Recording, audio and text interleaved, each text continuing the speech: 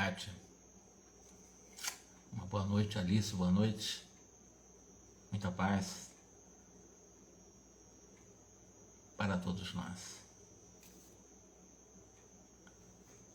Obrigado, Kátia.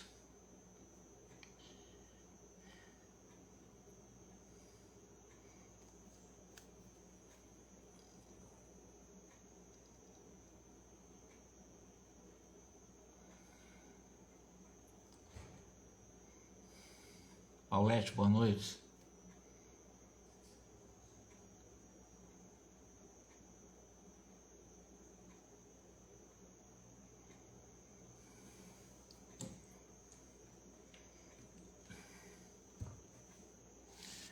Vamos lá para o nosso... Legal, né? Alicinho, Catinho, Paulette, são diminutivos carinhosos, né? Que Deus abençoe cada um de vocês, cada um de nós, corações amigos, que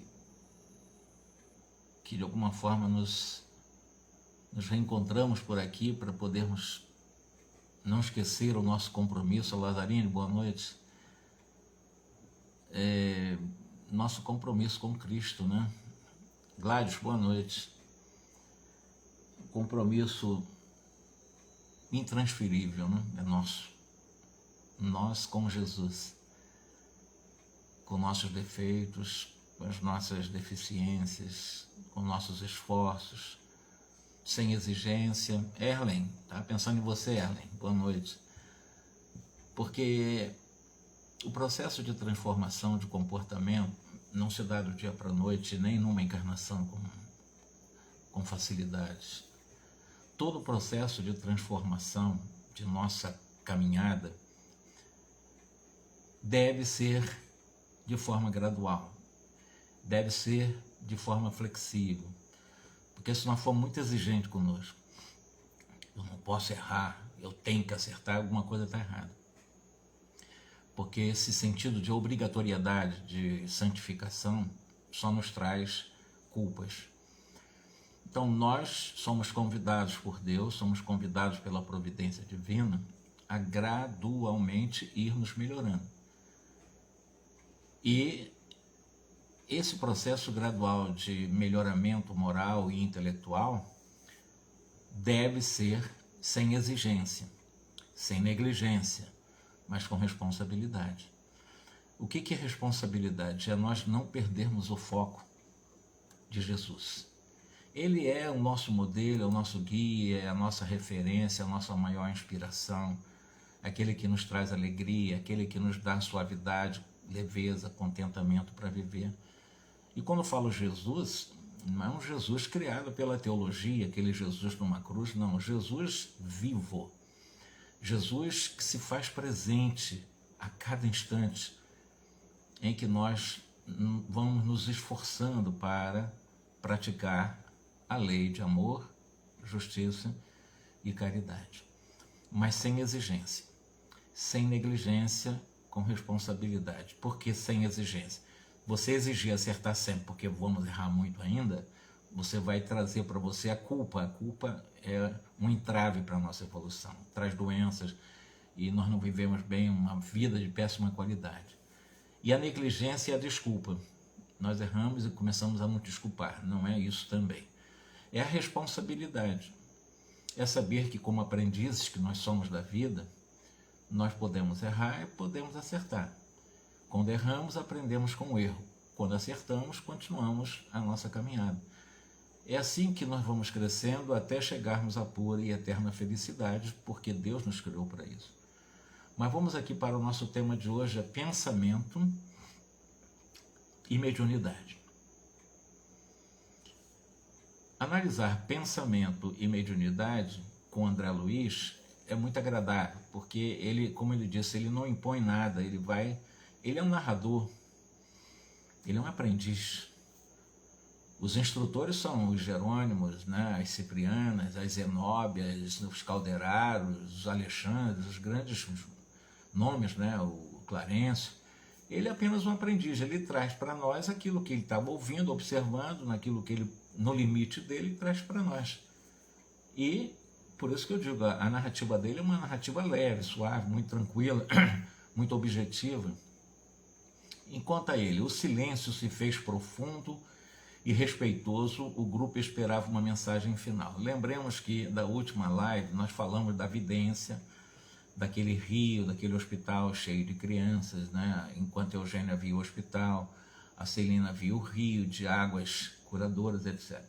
Cada um via a sua maneira e todo o quadro eles traziam extraído do pensamento do Clementino, que é o mentor espiritual. Mas, independentemente daquilo que nós estudamos ou não, vamos falar de pensamento e mediunidade. Terminou o trabalho, pelo menos nesse aspecto, agora vamos para a mensagem final do trabalho. Todo trabalho mediúnico, e eu sou dirigente de trabalhos mediúnicos, trabalhos de desobsessão, nós temos, claro, o início, uma preparação inicial. Na preparação inicial pode haver algum tipo de orientação para as diretrizes da sessão, pode, mas o importante é a avaliação final, é o que nós vamos ver hoje, é a mensagem final após a sessão, e é muito importante, que é a orientação dos mentores ou do dirigente do trabalho espiritual. Ficou estática a irmã Celina. Olha, eu repito para vocês, dentro da nossa tradição de estudioso de doutrina espírita há mais de 40 anos, nós sempre ouvimos falar que Celina, isso é nos bastidores, é claro, nós estamos falando aqui de Chico Xavier, tá? A Celina da obra seria exatamente o Chico Xavier. Isso a boca miúdas, né, nos bastidores. Mas vamos lá. A Celina, ela é estática, né, completamente desligada do corpo físico, cercada de azulíneas irradiações. Aulus explicou, inclusive, que a Celina transmitiria a palavra de um benfeitor que, apesar de ausente daquela área, sob o ponto de vista espacial, entrará em comunhão conosco através dos fluidos teledinâmicos que a ligam à mente da médium. Teledinâmico está ligado à questão do pensamento, à telepatia, que nós conhecemos bem. E o Hilário, sempre o indagador Hilário, mas isso é possível? E o Aulus explicou o seguinte: lembre-se, Hilário, vamos fazer a metáfora da radiofonia e da televisão. Hoje, realizações amplamente conhecidas. Lembro que essa obra tem mais de 50 anos, não se falava em celular, não se falava em lives, não se falava dessa tecnologia maravilhosa que nós temos hoje. Um homem de cidade a cidade pode ouvir a mensagem de um companheiro e vê-lo ao mesmo tempo, desde que ambos estejam em perfeita sintonia através do mesmo comprimento de onda. É o que está acontecendo conosco aqui. Nós entramos numa plataforma Instagram, nós, a partir do Instagram, ele gera, através do espectro eletromagnético, ondas, ele capta e gera onda e transmite onda tanto quanto ele recebe onda. Esse portal, né, ou essa plataforma que nós chamamos de Instagram. E eles conseguem fazer exatamente por sintonia o que nós estamos fazendo agora. Por sintonia vocês estão me vendo, por sintonia vocês estão me ouvindo, quase que com a velocidade do pensamento, vai depender muito da velocidade da internet de cada um. Mas isso é tecnologia, mas isso faz exatamente com que nós imaginemos o que ele diz aqui. Tudo isso está ligado em uma perfeita sintonia através do mesmo comprimento de ondas. Lembra que eu falei das ondas Hertz e das ondas de raio-x? Tudo é questão de onda. Nós não vemos, mas olha, vocês estão aqui, embora eu não veja as ondas Hertz, elas é que me possibilitam estar aqui em audiovisual. Considerando essa realidade, a Celina, e nós estamos falando de transmissão de pensamento, sintonia de outros tipos de ondas, conhece a sublimidade das forças que a envolve e entrega-se confiante, assimilando a corrente mental que a solicita, porque ela é muito adestrada. Ela irradiará o comunicado lição, chamado comunicado lição final, né? Quer dizer, é o comunicado como uma instrução final daquela sessão. E isso vai acontecer de uma forma espontânea nela, automática, como acontece numa psicofonia sonambúlica, porque o mentor espiritual encontra nela as células cerebrais e as energias nervosas, quais teclas bem ajustadas de um piano harmonioso e dócil. Isso equivale a dizer que a Celina, ela está, digamos que, afinada. Um piano desafinado, os sons são horríveis. Um piano afinado, bem ajustadinho, vai trazer um som harmonioso e dócil. Na afinação mental, pensamento de uma mentora espiritual com Celina e na experiência dela, esse mentor vai encontrar no corpo físico dela. Veja bem, no corpo físico, é um instrumento. Mas esse corpo físico é muito importante, porque nós estamos reencarnados, e não é por acaso que nós estamos no corpo físico. E nós temos as nossas células cerebrais, os neurônios. Nós temos as energias nervosas, que é todo o mundo neural dos nervos que nós temos. E quando há essa sintonia, vai haver, com certeza, uma mensagem perfeita. O rosto da médium refletiu uma alegria misteriosa e ignorada na Terra, então ela já transfigura-se. O rosto dela já fica transfigurado numa alegria incompreensível, é o que ele está dizendo, né? A médium refletiu uma alegria misteriosa e ignorada na Terra, é um processo de transfiguração. É uma alegria que você não está propriamente dito assim, na fisionomia, na irradiação. O importante é dizer isso. A alegria que a possuía, como que contagiara todos os presentes, foi então que a voz diferenciada de Dona Celina ressoou clara e comovente, mais ou menos nestes termos. Então nós vamos ver os termos, mas eu quero dar os detalhes de como aconteceu o fenômeno em si. A sintonia, o mentor vai dar a mensagem, ou a mentora, não importa, o espírito vai dar a mensagem, e ela, inclusive, ficou com uma voz que não é a voz normal dela.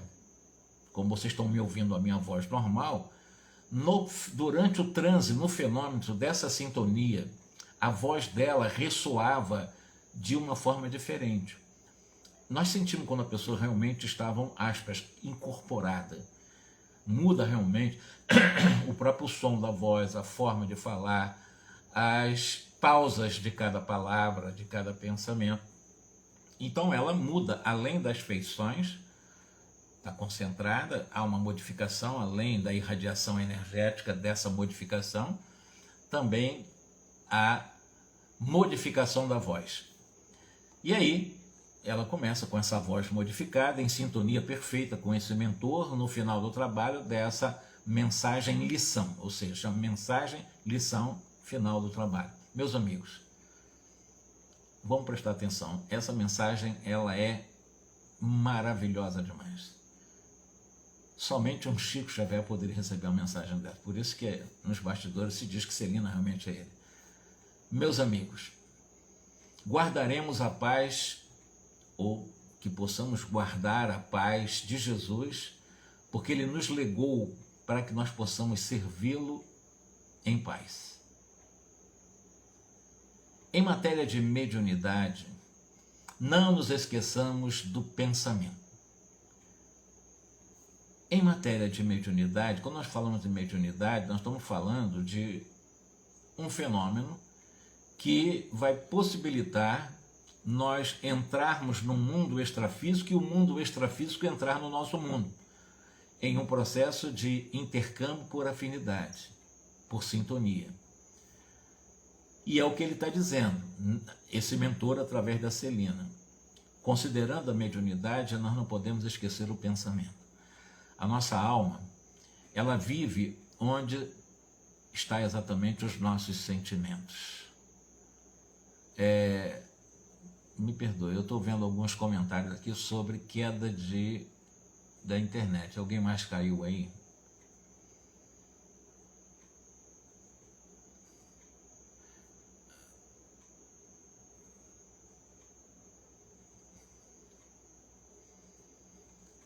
Eu vi que a Kátia, ela nos informa que caiu, Obrigado, Lazarine. Então pode ser mais pontual, né, Lazarine? Que a Alice também sentiu e viveu o mesmo problema. Então tá, são essas variações, né, que acontecem nessa chamada banda larga da internet.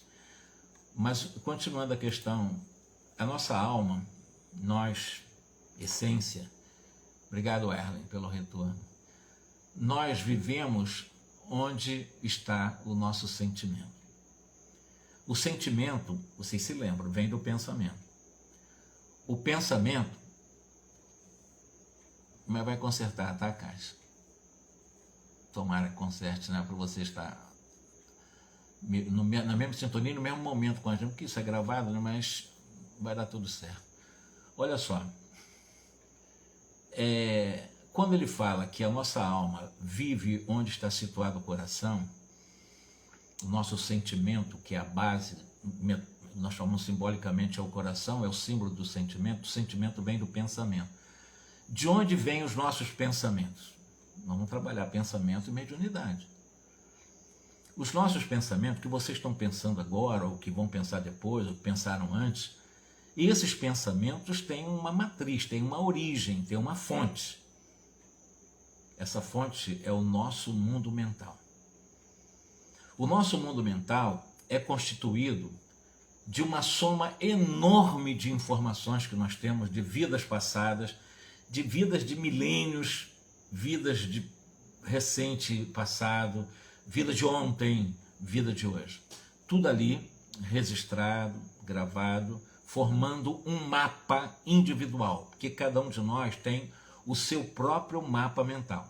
O meu mapa mental não é igual ao de você, porque as minhas experiências são diferentes de vocês e cada um de vocês tem uma experiência diferente do passado e da atual encarnação. E é daí que nós vamos formando o nosso esquema cognitivo, ou seja, o nosso acervo de aprendizados, bons, ruins, mas ali estão exatamente as experiências gravadas.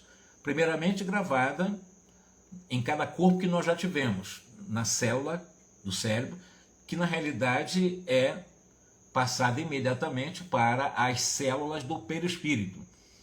E ali fica gravado, porque o nosso perispírito na Terra vai nos acompanhar até um dia em que nós saímos da Terra.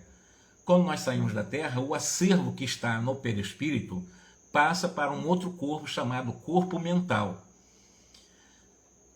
E o corpo mental, que é a nossa realidade mental, é um outro corpo, não é o perispírito. O corpo mental somos nós, essência, somos nós, espírito. Quando nós formos para um planeta diferente da Terra, em que nós precisamos estar revestido em outro perispírito, o que está armazenado transitoriamente no perispírito ligado ao magnetismo da Terra, passa para efetivamente para o mundo mental, quer dizer, para o corpo mental, e lá o perispírito que nós tivermos lá, que será um outro perispírito, pelo menos outro tipo de energia, esse corpo mental vai se ligar a ele e essa memória, essas experiências boas ou ruins continuam conosco.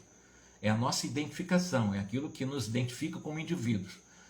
Os nossos pensamentos, as nossas ideias, vêm desse material, tá? Vem disso que nós aprendemos no passado e no presente. E as pessoas que são muito negativas, pensamentos ruins, é porque ela tem experiências ruins nessa vida e em outras vidas. Ela não conseguiu absorver as melhores informações e está ligado às crenças que a escravizam.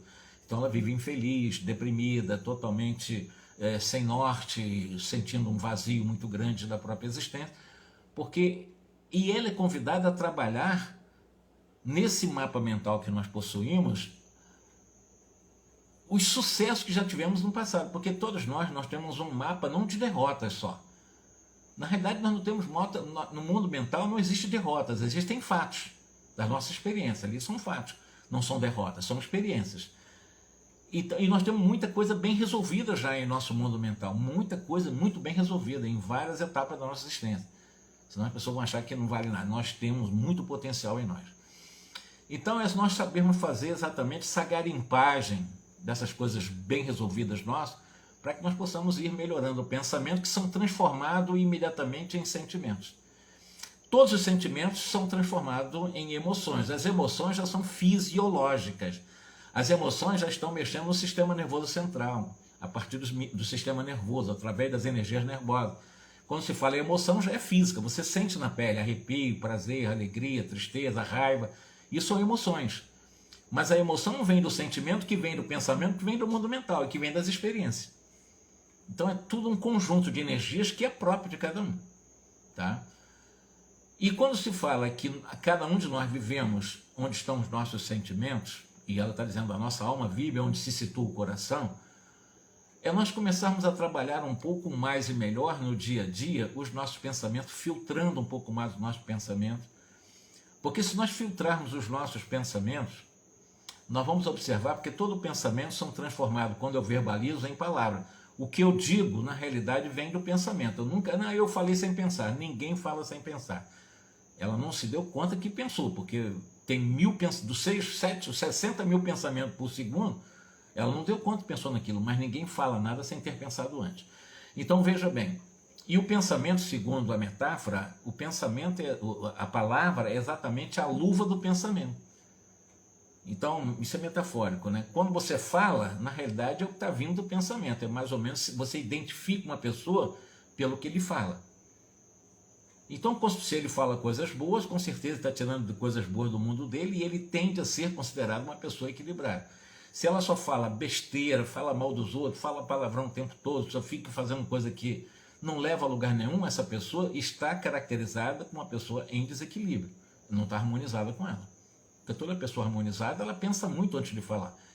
E quando você pensa, pelo menos 60%, até mais de 70% daquilo que nós falamos, mesmo em harmonia, não vamos ver que nós poderíamos ter deixado de falar. Até para ganhar tempo, né? Mas vamos voltar à questão que nos interessa, que é a questão do pensamento. Na realidade, a gravitação no campo mental é tão decisiva quanto na esfera da experiência física. Servindo ao progresso geral, move-se a alma na glória do bem. Emparedando-se no egoísmo, arrasta-se em desequilíbrio sob as trevas do mal, que eu estou dizendo aqui.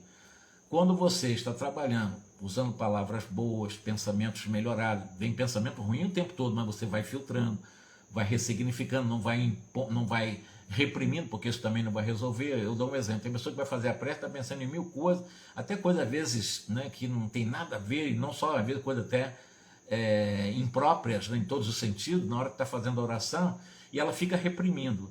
E ela, não posso pensar isso, não posso, e fica reprimindo, não posso pensar isso, quero rezar. Vai ficar nessa briga e não vai conseguir fazer a prece, porque a nossa mente não aceita a negação. No fundo, a nossa mente, ela precisa exatamente, nós, conscientemente, decodificar o que está acontecendo conosco. Vem um pensamento ruim, mas é a hora da oração. Quando o pensamento ruim vier, e na hora que eu estou orando, é nós conversarmos conosco mesmo assim, olha, por que você está querendo fazer exatamente presente quando eu estou nesse momento centrado para a oração? Aí eu começo a conversar com o pensamento. Ao invés de reprimir, eu começo a dar um significado novo. Então eu estou aceitando que eu estou tendo um pensamento ruim na hora da oração, mas ao mesmo tempo eu estou começando a conversar com o meu pensamento para dar uma destinação mais adequada para o pensamento, substituindo pela concentração para que eu possa realmente fazer a oração. Mas eu não reprimi o pensamento, isso é que é importante, porque a tendência é reprimir. E quando você reprime o pensamento, o que é que vai acontecer? Ele daqui a pouco vai voltar com mais força, com mais violência e não vai te largar. Né? E não vai te abandonar, vai continuar te perturbando e você não vai conseguir concentrar, fazer uma prece. Então, é aceitar que tem os pensamentos, e nós temos pensamentos ruins o tempo todo. É começarmos a nos disciplinar para que esses pensamentos inadequados possamos dar uma direção adequada através do acolhimento e do redirecionamento desse pensamento, sem repressão. Apenas dar uma direção diferente e tal, ele vai se diluindo e daqui a pouco a gente não vai ter mais esse pensamento. Isso leva tempo, dá muito trabalho, a subida de montanha não é uma coisa assim, exigem técnicas, né?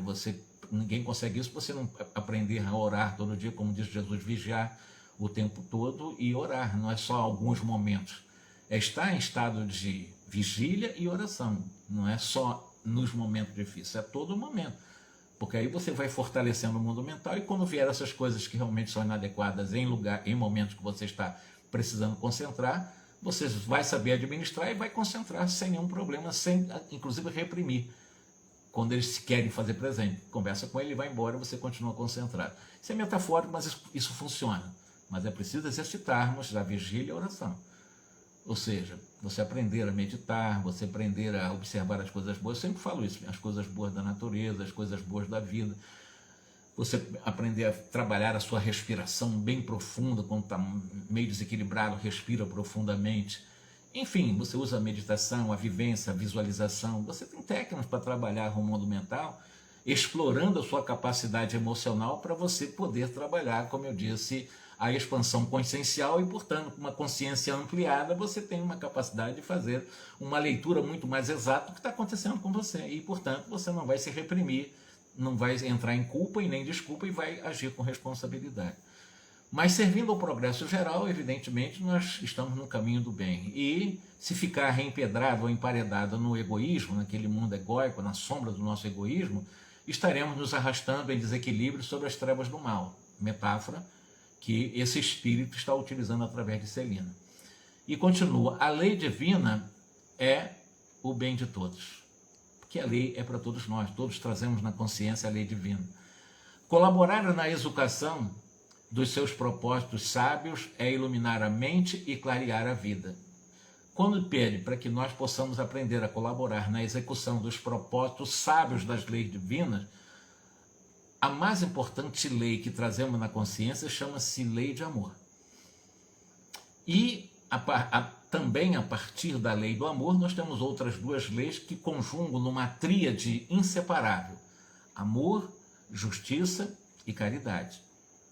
E baseado nessa tríade, amor, justiça e caridade, estaremos colaborando com os propósitos sábios de iluminar a nossa mente, clareando a nossa caminhada, clareando a nossa vida. E continua o Espírito. Colocar-lhes entraves, a pretexto de acalentar caprichos perniciosos, é obscurecer o raciocínio e coagular a sombra ao redor de nós mesmos. O que é colocar entraves a pretexto de nós estarmos abraçando os caprichos perniciosos, obscurecendo a capacidade de raciocinar? É exatamente você dar guarida a esse mundo egóico que nós ainda temos. Nós não somos, mas temos. Isso vai nos acompanhar ainda alguns bilhões de anos.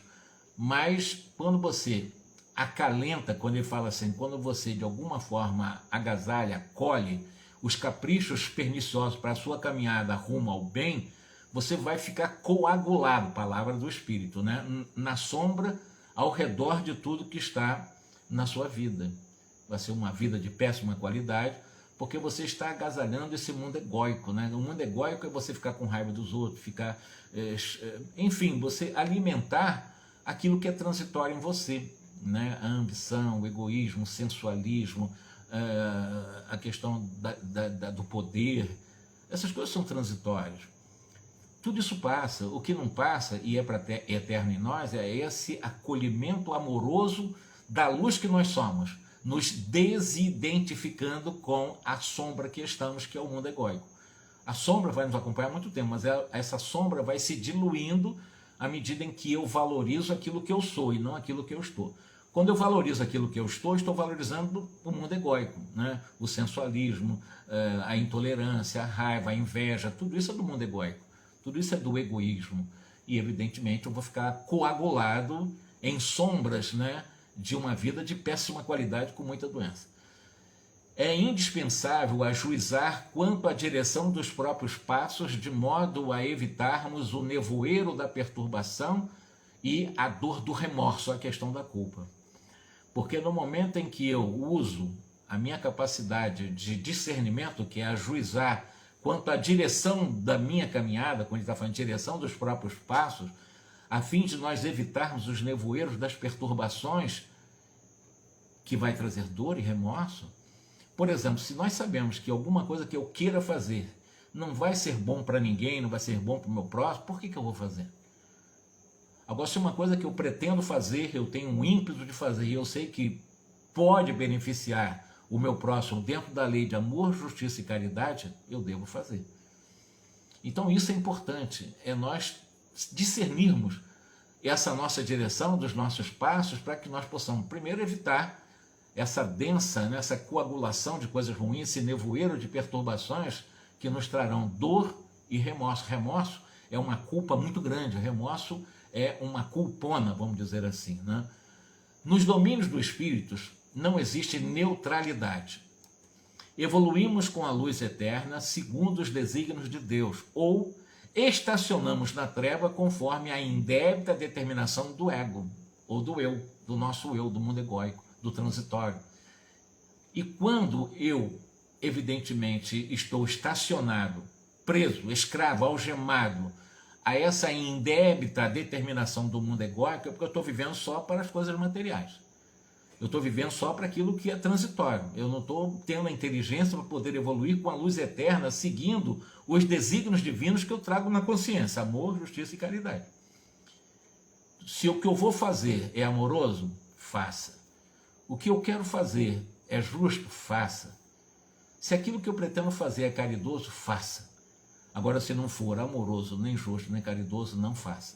Porque podemos ficar estacionados por largo tempo nessa chamada trevas, de acordo com essa nossa má escolha, em uma indébita determinação do ato em si, desse nosso, que eles chamam do nosso eu aspiado. É inútil encarnar-se e desencarnar-se simplesmente. Quer dizer, não adianta eu encarnar, desencarnar, ficar nesse círculo de encarna, desencarna, isso torna-se inútil em nosso processo de evolução. Eu posso reencarnar e desencarnar muitas vezes e manter-me ainda estacionado, porque eu estou escravo ao que é transitório, aquilo que não vai permanecer na minha escalada. Então, aquilo que é permanente em mim, eu sou convidado a valorizar. Aquilo que é transitório em mim, eu dou o valor relativo, mas não me aprisiono a isso.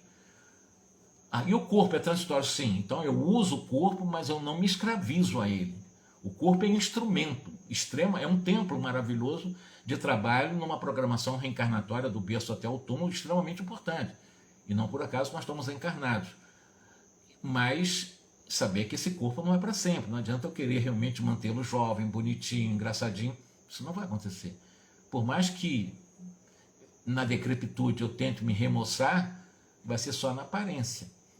Mas, de qualquer forma, isso vai me trazer a instabilidade, a inutilidade até de uma programação do berço ao túmulo, do qual eu estou inaceitando uma coisa natural da própria velhice. Uma coisa bela, faz parte da natureza, do ciclo de cada um, envelhecer, daqueles que envelhecem, porque muitos encarnam quando jovem ou quando criança ainda. Então, faz parte da natureza, nós aceitarmos isso, acatarmos, refletirmos e agradecermos a Deus, ao invés de nós não aceitarmos, às vezes, as nossas condições de estar num corpo agora mais envelhecido e que dentro da vaidade, daquilo que é transitório, eu gostaria que fosse mais bonitinho, mais belo e tal, eu fico preso a isso, escravo a essa situação. E isso faz com que, por auto-rejeição, na minha própria autoimagem, eu não goste dela. E ao rejeitar a minha autoimagem, quando eu estou me olhando no espelho, evidentemente eu vou ver que, de alguma forma, alguma coisa está me incomodando em não estar aceitando uma condição dentro de uma fatalidade da biologia, que é o envelhecimento. Eu estou falando aqueles que envelhecemos. Então, o que adianta encarnar, desencarnar, se a pessoa realmente não trabalha para a sua condição de essência que é, daquilo que é permanente em si, naquilo que é para a eternidade consigo, que é a luz que nós somos, o amor que nós somos, a justiça, a caridade, tudo isso nós já somos em essência. Nós já somos amor em essência, nós já somos bondade em essência, nós já somos humildade em essência. Tudo isso nós trazemos em potência em nós. Isso não vai vir de fora, nós já trazemos em nós. E o convite do Cristo, que brilha a vossa luz, é para que nós possamos enxergar isso. Porque o reino de Deus está dentro de nós, porque na realidade é no nosso interior que nós vamos encontrar a paz, a suavidade, o contentamento, a alegria, a harmonia. Não vai vir de fora é euforia. O dinheiro pode até me comprar uma falsa felicidade, que eu chamo de euforia, porque não é felicidade. O dinheiro pode, mas depois volta a frustração. E as pessoas, para sair da frustração que o dinheiro não consegue dar, ela vai entrar em drogas lícitas e ilícitas, e nós nem sabemos, são pessoas ricas, pessoas que têm dinheiro, mas vivem de drogas, né? São com psicotrópicos, são com álcool, são com outros tipos de drogas ilícitas, inclusive. Porque não se sentem, embora as euforias que o dinheiro traz, de suposta alegria, olha, sorrindo, mas dentro dela, destroçada. Então, o importante é trabalhar a essência, que é para sempre, que é eterna em nós. O convite é fazer esse mergulho de identificar com a luz que nós somos, que brilha essa luz. Então, encarnar por desencarnar o tempo todo e sair para esse espírito é inútil. Todos os dias as formas se fazem e se desfazem. Vale sim a renovação interior com acréscimos de visão, a fim de seguirmos à frente com a verdadeira noção da eternidade em que nos deslocamos no tempo. É tudo que eu disse aqui. Vale essa renovação interior, é trabalhar mais a essência que eu sou e não ficar escravo a um corpo que eu tenho, uma beleza suposta que eu tenho, ao dinheiro que eu tenho, à posição social que eu tenho. Enfim, isso é transitório. É valorizar num processo de uma renovação íntima esse acréscimo, essa ampliação de visão, a fim de nós podermos caminhar para frente, para o alto, na horizontal da vida, na verticalização do processo também, que é a nossa ascensão, na nossa espiritualização, mas com essa visão de eternidade, nós somos eternos. Nós somos aprendizes da vida, filhos de Deus e espíritos imortais. Isso é muito importante, saber que nós somos imortais, essa noção de eternidade, e nós estamos durante essa tríade também do tempo. É o tempo cronológico que o homem estabeleceu para tentar encontrar lógica para a vida numa visão de tempo retilíneo, né? Ou linear, que chama de passado, vai ter futuro, tem o presente, nessa tríade, mas o tempo não é isso. O tempo, na realidade, o verdadeiro tempo é um presente eterno. Tempo é o presente eterno. Por quê? Porque Deus não teve passado, Deus não terá futuro, porque Deus é o eterno, é um incriado, portanto não tem história do passado. Deus é um incriado. Deus é infinito também, Deus é eterno, não tem fim. Então Deus também não tem futuro. Deus é o presente. Deus é o aqui e agora. Deus é o momento. Então é nós valorizarmos o momento, o aqui e agora. Só nós conseguimos resolver as questões nossas de espiritualização, acrescentando visão para seguirmos em frente na busca dessa noção mais ampla de nossa eternidade, é olhar para o aqui e agora, o que eu quero agora, o que eu estou fazendo da minha vida agora. Não adianta ficar preso ao passado, que já errou ou que acertou, não importa. Este passado, a misericórdia de Deus, através da sua misericórdia, estabeleceu a lei do esquecimento. É para esquecer o passado, não é para ficar lembrando. O importante é ficar preso ao presente, que presente é Deus. Quando eu disse que Deus é um presente eterno, Deus é esse momento.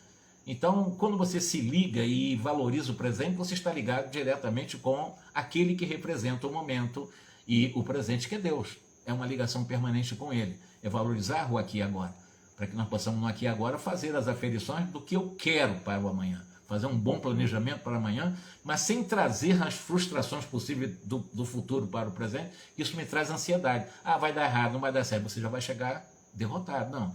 Esqueça em relação a essas coisas do futuro, em termos de negatividade, faz um planejamento correto que tudo vai dar certo no futuro, tá? É assim que funciona a lei divina. A consciência pesada de propósitos malignos, diz aqui o Espírito, revestidas de remorsos, repletas de ambições e, quando são ambições, são totalmente desvairadas, ambições denegridas de aflições, não pode senão atrair forças semelhantes que a encadeiam a torvelinhos infernais. Esse mentor está dizendo exatamente isso. E por isso que é claro que essa mensagem desse mentor através da Celina, certamente nós vamos desdobrar, porque é tão profunda na obra, é tão profunda, é tão maravilhosa essa mensagem, essa psicofonia, né? Essa telepatia psicofônica, né? Que ele comparar com a mediunidade sonambúlica perfeita de Celina, ela é tão maravilhosa, tão profunda, se nós prestarmos atenção em cada palavra que está sendo dita pela médium. O que esse Espírito está falando, nós estamos tratando aqui de pensamento e mediunidade. E quando ele está dizendo, num processo de que a nossa consciência, quando está pesada pelos erros, porque quando você não tem consciência, você fazer do erro culpa, você fica com a consciência pesada. Não precisa ficar com a consciência pesada. Se errou, você reconhece que errou, se responsabiliza pelo erro, sabe das consequências do erro e se compromete a não errar mais daquela forma e faz de forma diferente através do arrependimento. Não precisa estar alimentando consciência pesada. Mas ele está falando consciência pesada, de propósitos malignos. Pessoa que está realmente tendo o objetivo de fazer o mal é uma consciência pesada. É o que ele está falando, com propósitos malignos, revestidos de remorsos, de repletas de ambições desvairadas ou denegridas de aflições, não pode senão atrair forças semelhantes que a encadeiam a torvelinhos infernais. Se você está pensando no mal, você vai atrair o quê? Só entidades que estão também com a intenção da maldade. Se você já tem a intenção do bem, você já tem a força de vontade, eu quero fazer o bem, você não vai se exigir fazer o bem, mas você já quer, pela sua força de vontade, fazer o bem. Quem é que você vai atrair para você? Só os bons espíritos, que vão te dar, com certeza, um suporte muito grande. Não vão interferir na sua liberdade, mas só na sua intenção, no seu querer, na sua vontade de querer ser melhor, eles vão te dar todo o suporte, e de uma forma muito especial, porque você já apresenta esses valores do esforço pela força de vontade para você fazer o bem. Eles não vão abandonar, nunca eles vão nos abandonar, mas o contrário, aqueles que permanecem com esses propósitos no mal, vão atrair as forças semelhantes, que vão encadear no que ela chama de torvelinhos infernais da vida, de péssima qualidade. Muitos deles estão em casa de repouso. A obsessão é sinistro casamento da mente com o desequilíbrio comum às trevas. O mentor está falando isso. A obsessão é o sinistro casamento, ou união, ou ligação da mente com o desequilíbrio comum aos seres que estão nas trevas. Porque quando você está unido, evidentemente, aos seres das trevas, você está obsidiado. E ele a chama de sinistro casamento, ou sinistra união da mente com os obsessores. E é daqui para ali. Uma coisa ruim que você pensar agora é em questão de bilionésimo de segundo eles se aproximam, por questão de sintonia. Lembra que estão falando de televisão, agora estão falando de celular, estão falando das ondas Hertz. Então isso acontece simultaneamente. Pensou no mal, mas vem muitos deles, vem uma caravana deles. O Paulo fala, né, em multidões, né? Ele fala de nuvens, de bandos, ele fala, tem vários nomes que ele usa para essas entidades, né, das trevas, desses potentados das trevas, né? A resultante visível de nossas cogitações mais íntimas denuncia a condição espiritual que nos é própria. Ou seja, quando ele fala resultante visível das nossas cogitações mais íntimas, já é o resultado, ou seja, já é a materialização daquilo que eu alimento em minha intimidade. E aí vai denunciar, no sentido, vai mostrar exatamente em que condições espirituais que eu me encontro. Se eu faço bem, se eu sou uma pessoa generosa, caridosa, nos momentos eu estou agindo com honestidade, dignidade, fidelidade, honradez, tudo isso já são exatamente resultante visível desses desejos, dessas cogitações íntimas de fazer o bem. E evidentemente isso é a nossa identidade voltada no caminho do bem. E quantos se afinam com a natureza de nossas inclinações e desejos, aproximam-se de nós pelas amostras dos nossos pensamentos. Há uma diferença entre vontade e desejo, tá? Vontade vem da sua essência. Vontade é aquela, vem da força de vontade. A vontade vem da sua essência, vem do ser essencial que você é, que nós somos. O desejo vem do ego. O desejo vem do que é transitório. O desejo vem daquilo que nos afasta da consciência, da vontade. Todo desejo é transitório, né? E os desejos nos aproximam exatamente pelo próprio pensamento das coisas transitórias, portanto, nos escravizam daquilo que é transitório. Evidentemente, pessoa que só vive pensando em querer ganhar dinheiro, não quer nem saber como, quer ganhar dinheiro, é um desejo egóico, é um desejo transitório, e ele vai fazer tudo para isso, pensando que isso vai fazer felicidade. E 99,9% dos casos não traz felicidade, sobretudo quando esse dinheiro vem prejudicando alguém. Mas se nós persistirmos nas esferas mais baixas da nossa experiência humana, aqueles que ainda estão, digamos assim, caminhando, jornadeando, né, nas linhas da animalidade, muitas vezes procuram a espiritualidade atraídos pelo tipo dos impulsos inferiores, de uma coisa muito natural. E eles que estão no mau caminho, pensando mal, não querem o bem de ninguém, nem de si próprio, se rejeitando, não se valorizando, vão absorvendo as substâncias mentais que também nós emitimos e vamos projetando sobre nós também, né? Exatamente esses elementos do qual nós somos os portadores. Por quê? Porque nós temos, além da ideia que se transforma em pensamentos, sentimentos e emoções, nós temos as imaginações. E imaginar é criar. Porque quando eu digo assim, você ter a capacidade criativa de você, quando está acelerado, chateado, aborrecido, triste, chorando e tal, mas você quer trabalhar a sua imaginação para você fazer um quadro diferente, harmonizando-se com a sua imaginação. Aí você pode imaginar pássaros cantando em um campo florido com lagos, enfim, a beleza da natureza, ou perto de uma cachoeira, num riacho, contemplando o firmamento azulino, né, em épocas de primavera. Tudo isso nós podemos imaginar. É a força da imaginação que são criativas em nós. Então, quando nós aprendemos, pelo processo de meditação, a trabalhar a imaginação, que é uma inteligência do mundo emocional, nós vamos também desintoxicando o nosso mundo mental denso, desintoxicando os nossos pensamentos negativos. E isso eu posso fazer 1000 vezes por dia se eu quiser. Porque isso, inclusive, a prece, né? Às vezes a pessoa compra remédio caríssimo nas drogarias, os psicotrópicos, os ansiolíticos, os benzodiazepínicos, para ou dormir, ou poder sair da tristeza, da depressão, e como se esses fármacos pudessem ter esse poder. Apenas neutralizam a produção de substâncias neuroquímicas do cérebro que dão uma aparência de uma suposta de uma alegria que não é verdadeira, sai da depressão, não sai, continua na depressão, e também a questão da insônia.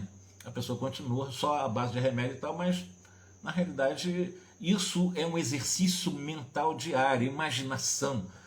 A imaginação, imaginar é criar também um roteiro de nossa vida. Porque quando fala imaginário, o racionalista não aceita imaginar. Uma pessoa muito racional, ele tende a ver a vida só de uma forma horizontalizada.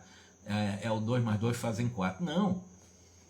Dentro da relatividade, da capacidade de imaginação para você criar, você pode criar aquilo que, embora a razão não aceite, mas você pode criar que você seja, por exemplo, uma semente de uma árvore, você se vê como uma semente num solo, sendo bem germinada, você explodindo, saindo dessa semente, florando, você crescendo, você se vê como árvore, de repente você se vê frutificando, você se vê exatamente a sua imaginação te leva desde a semente a uma árvore frutificando.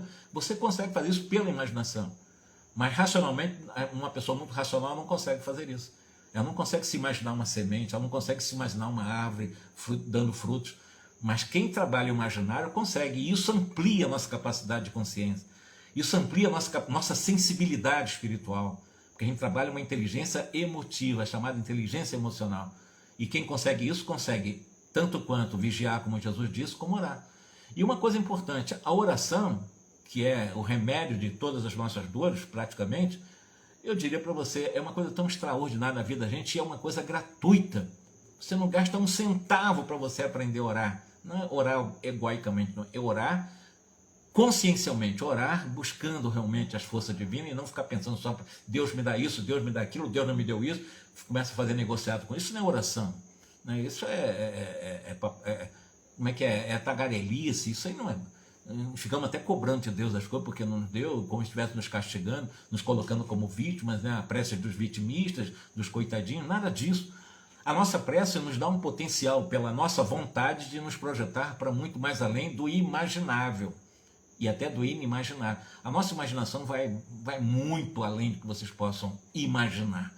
Mas é muito importante trabalhar, então, a meditação diária, né? A respiração, o relaxamento, ter essa conexão com o seu eu profundo, você começar a se aceitar, a se amar, para encontrar pela autoconfiança, o autorrespeito, a autovalorização.